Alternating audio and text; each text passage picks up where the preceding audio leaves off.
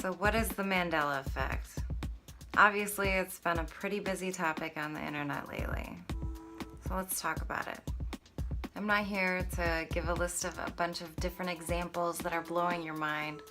I'm just here to talk about my theories on it, just like everybody else. I'll give a brief definition of what the Mandela Effect is for anybody who's never heard of it before.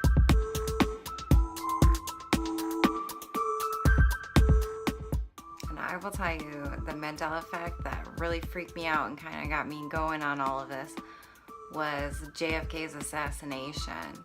We studied it when I was in high school, and when we studied it, there were 4 people in the car. It was a 4-passenger vehicle, maybe 5-passenger because there were 4 people in the car.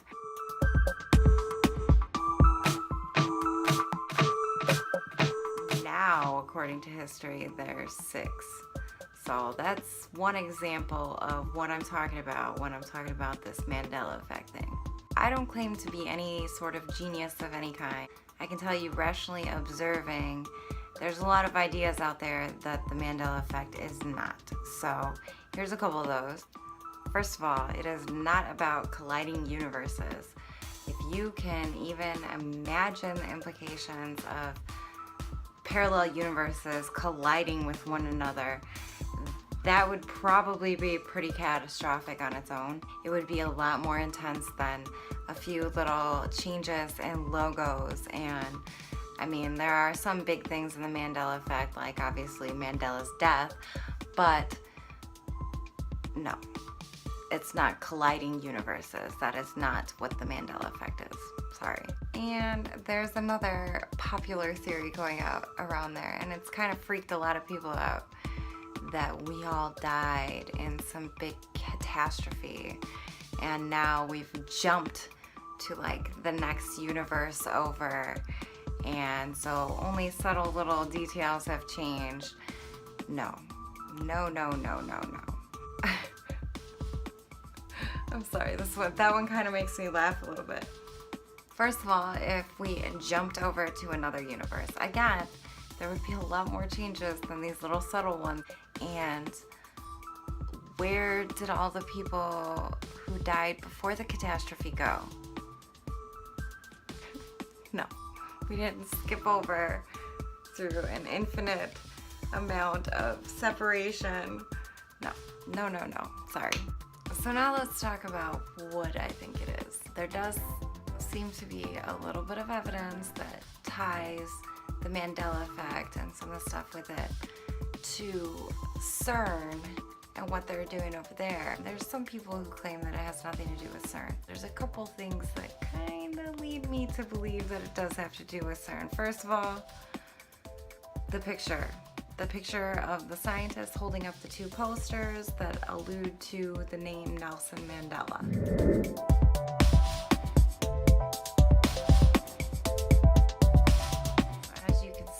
There is some sort of significance between CERN and Nelson Mandela. Coincidence? Probably not. The other strange detail that connects CERN to the Mandela Effect is that there are 2 Mandela Effects that have to do with Sally Field. One of them is that most people remember her being Sally Fields, so that changed, her name changed. And the second thing is when she won an award, she gave a speech at the end when she was accepting her award saying, "You like me, you really like me." And now it's changed to something else, like, "And I can't deny the fact that you like me right now. You like me." It's interesting to note that she has a brother who works for CERN, so interesting. Now, the other detail that makes me believe that it has something to do with CERN is that the math adds up, the science adds up, that it does have to do with CERN. Not just CERN, okay? It's a network of different organizations collaborating together. So it's not just CERN. Now there's two bits of scientific fact that you need to understand to see how this could even be possible to begin with. First of all, it has been found out by scientists that when you break down matter to its very basic components, they've been breaking it down further and further and further, subatomic particles, blah, blah, blah. Now they're into quantum particles, and they've realized you get to a level where it's code, as in the type of code that's used to program a web page.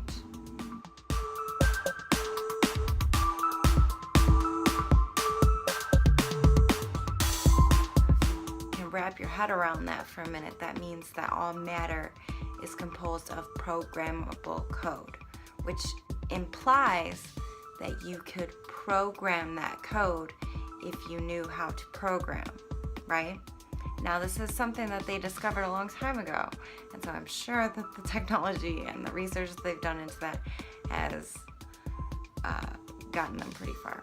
The other bit of knowledge when it comes to quantum particles is that time and space do not exist when you get down to a quantum level. And this has been proven when they take molecules and they separate them, the subatomic particles, and they apply external forces onto the molecules. The molecule in one area, I think it was in the United States, and they had another molecule in China, and they applied a stimulus to one particle, and both particles responded at the exact same moment, no time lapse delay whatsoever, in the exact same way, as if both molecules had the exact same stimulus when only one did. So basically, time and space does not matter when you get to a quantum level.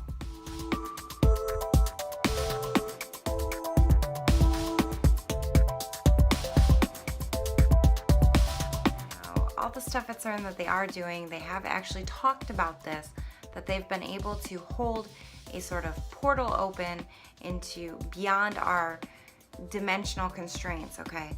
So when they do these collisions, it opens these portals for a matter of tetraseconds, okay? This is like a portion of a second, very small amount of time.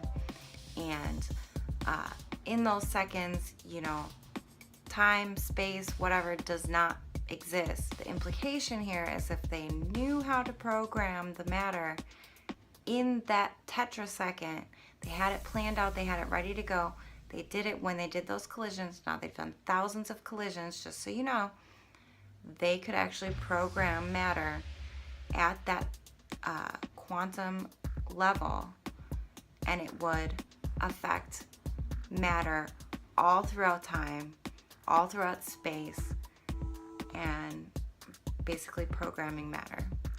So it's possible.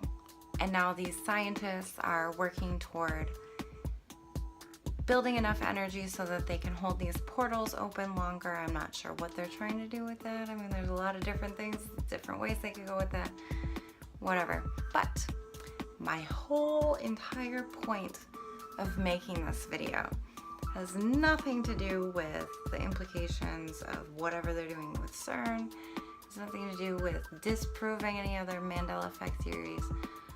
My whole point is this.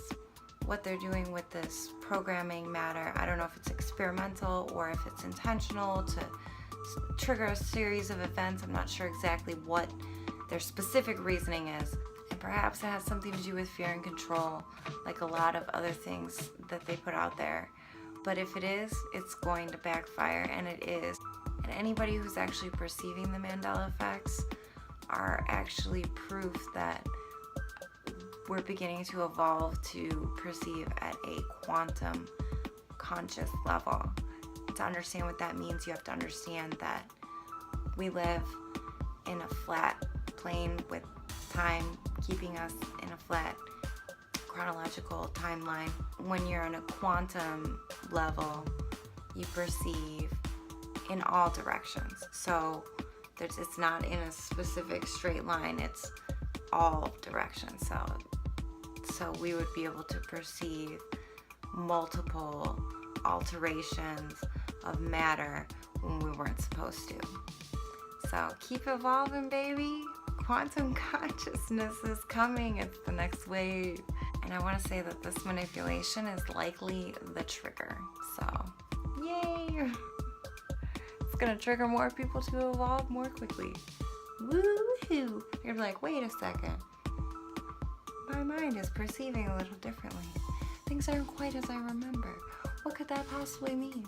And I think it's just gonna grow from there. So, kind of exciting time that we live in. No reason to be afraid. Just gotta go with it, accept it, be good to other people, try to be happy, try to live passionately. That's all you can do. Thanks, guys.